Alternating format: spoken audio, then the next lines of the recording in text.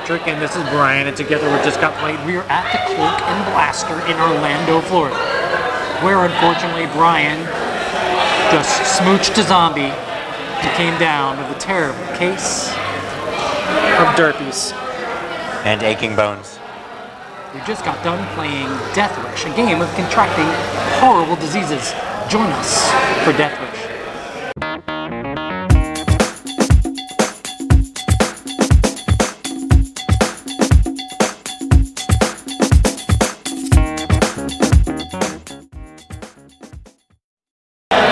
Brian, tell us all about Deathwish. Sure. Deathwish is a 2 to 8 player game. It takes about 30 minutes to play. Essentially, each of the players has a death wish, and they're trying to kill themselves off by contracting the most deadly diseases that are available to them.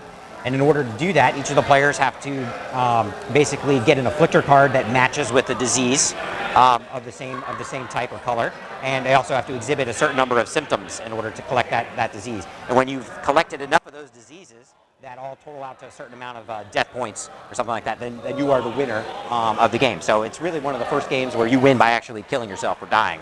So, well, maybe not the first game. I think Russian roulette kind of has, is that one loser or 5 winners, depending on how many? Somebody definitely loses. Oh, okay. And anyways, in Deathwish, there's a couple of different mechanics in play. It's basically a social deduction game because you're trying to figure out what the other players are doing, which diseases they're going for, and you're going to try to block them. And it has also got elements of set collection in that you're trying to match up your symptoms and your afflictor cards to the specific diseases, and those are worth a certain amount of points. There's a little bit of action selection in there because there's a couple of different actions that you can take during your turn. Like you can either draw 2 random symptoms off the deck, and you have a hand limit size of like 6 different symptoms, so you have to discard down. You can also take one. There's a marketplace that also has some symptoms that are face up, so you could take one of the known symptoms to your hand, or you could take 2 at random off the deck. The other thing you can do is you can, if you have all of the components required to contract the disease, you can pick the disease up off the table as one of your actions. The other thing you can do is you can draw an afflictor, which is like how you actually got infected with that disease, and you're limited to 3 of those, and those kind of like are played down. They're face up, but they're played on the table into the pocket, and you can only have up to 3 of those. So if you have more than that, you got to like discard them there, and that also kind of is like your, I guess, the known information for the other player, so they can kind of see what you're going for. Let's see. Oh, and then there's also some random. There's 4 different colors of diseases, and then there's also some wild cards. So you're trying to match them all up and trying to collect as many of the diseases that you can get. And if you happen to clear a spot where the diseases are, and you flip over a new disease, and that disease has the tag on it that says outbreak, you then get to draw an outbreak card. And a lot of times this is pretty beneficial for whoever gets to draw it, and you'll get to play it right away, and it might have some effect like look at an opponent's hand and take 2 of their symptom cards, or all players have to pass 1 of their symptoms to the left. Or it could even be stuff like if somebody would win, you play this card, and it buys you, all the other players 1 additional turn before that player actually wins. So there's a lot of take that elements inside the outbreak stack of cards. Oh, and then the final action you can do during your turn is you can change the diseases that are out by flipping over a new disease, and you can kind of see what the other players were going for and cancel that one out by putting the new disease color on top of that one. So that's essentially all the mechanics for Deathwish. Patrick, what would you say is your favorite thing about Deathwish? I'm going to say it's the afflictor cards. These afflictor cards have such cool, fun little ways you catch your disease, like Brian smooched a zombie, or put dirty things in me, or hang out with bums. It's probably the funnest part of the game for me is reading these cards. How you catch the disease is my favorite thing. And then there's one thing that you really like. The thing that I like best about Deathwish is the storytelling element of the game. So for me, it's more than just the afflictor cards. It's also the symptoms.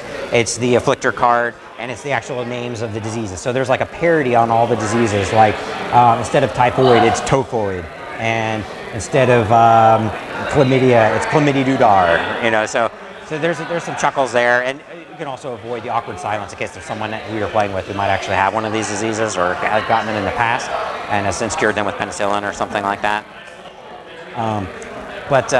Anyways, Patrick, what would you say is the thing that you liked least about Deathwish? I'm sorry, I was itching myself. If I have to pick one thing I like the least, it's going to be the outbreak cards. There's these wildly swingy take-that mechanics that kind of screw you over, and they break all the rules of modern board gaming, like skip a player's turn. Everybody hates that, but that's in that outbreak deck. So if you're a serious competitive I want to beat my opponent and really concentrate on the game, those are cards that are going to really upset you. Okay. If there's one thing that you dislike, the thing that I like least about Deathwish is the illustrations or the artwork. A lot of the game has like large iconography or just sometimes syntax for the symptoms, which I understand from the storytelling aspect. It makes it easier to just read off what the symptoms are, and you can focus on that comedic aspect of it. However, I think if it had the illustrations of what peeling skin the symptoms are, or the toxic farts, or blindness, there could be almost more of a pictorial sense. So for like visual gamers, you can not only hear what this disease might look like or whatever, but you could also like see it, and you could have some like really gross cards and that kind of stuff.